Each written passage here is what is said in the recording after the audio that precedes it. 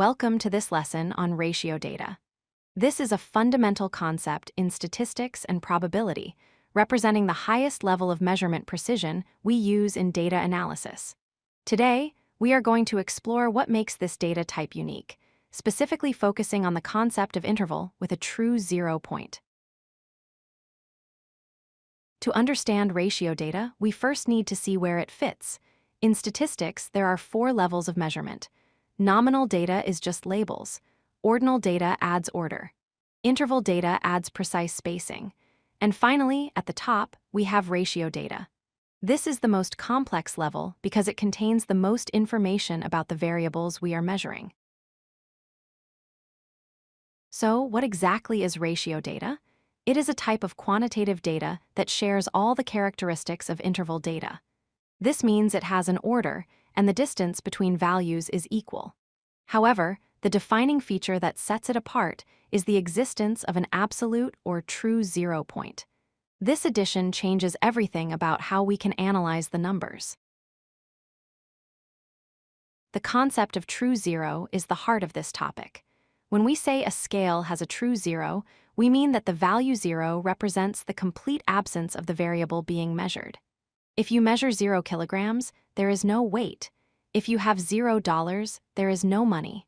The variable simply does not exist at that point. Why do we call it ratio data? Because the existence of a true 0 allows us to form meaningful ratios. We can use multiplication and division. For example, 20 kilograms is exactly 2 times 10 kilograms, or $100 is exactly half of $200. These statements only make sense because we are starting from a true 0 point. Let us look at the most common examples, physical measurements like height and weight. These are perfect ratio scales. A height of 0 centimeters means no height exists. Because of this, we can accurately say that a person who is 180 centimeters tall is exactly twice as tall as a child who is 90 centimeters. Money, distance, and time duration are also ratio data. With money, 0 is the baseline. With distance, if you have not moved, your distance is 0. And with time duration, 0 seconds means no time has passed. In all these cases, comparing values using terms like double, triple, or half is perfectly valid. Here is where many people get confused: the difference between interval and ratio. Look at the interval example of Celsius temperature. 0 degrees Celsius is not no heat, it is just the freezing point of water. Therefore, 20 degrees is not twice as hot as 10 degrees. But with ratio data like length or income, 0 is absolute, so the math holds up. There is one exception for temperature. While Celsius and Fahrenheit are interval data, the Kelvin scale is ratio data. Why?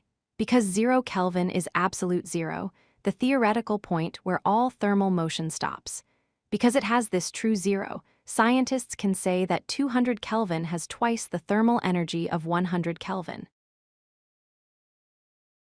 To summarize, remember these 3 points. 1. Ratio data must have a true 0, representing the absence of the variable. 2. This allows us to multiply and divide values meaningfully. And 3. It is the highest level of measurement.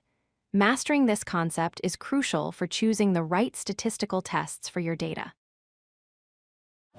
If you like this video, hit that like button and don't forget to subscribe. Visit codelucky.com for more such useful content.